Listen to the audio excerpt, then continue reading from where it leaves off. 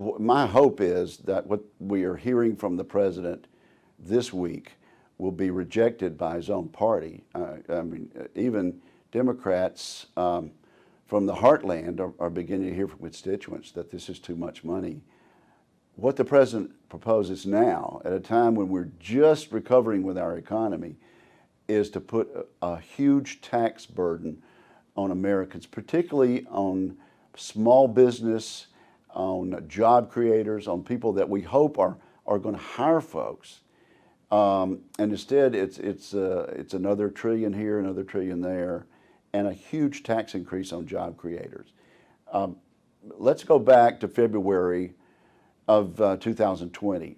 Unemployment was at almost a record low of 3.5%. More Americans were going back into the job market. The tax cuts of 2017 were working, and in almost every sector. Veterans employment was up, minority employment was up, employment among women was way up, and as I say, the unemployment rate was 3.5%.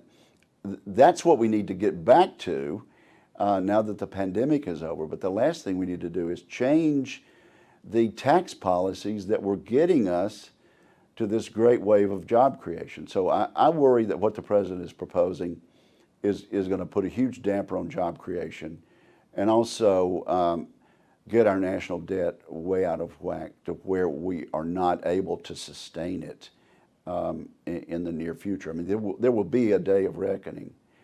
And particularly what the president proposes this week it is way, way beyond the pale. I miss the bipartisanship that was promised during the campaign and that was promised during the inaugural address. There's been little hint of bipartisanship since then.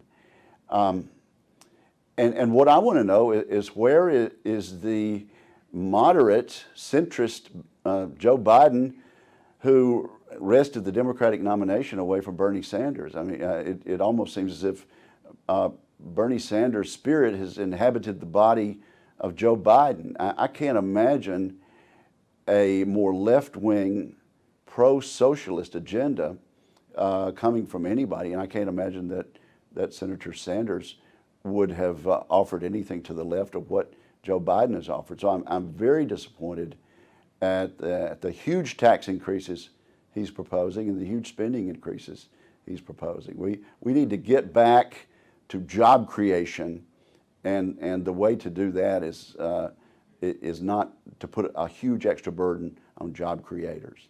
I think the president has sent the totally wrong signal to our neighbors in Central America, and basically the message that has come through to disadvantaged people in those countries down there has come to the United States. Get across the border and you're home free. You would never have to go back home. There'll be no prosecution and no border enforcement.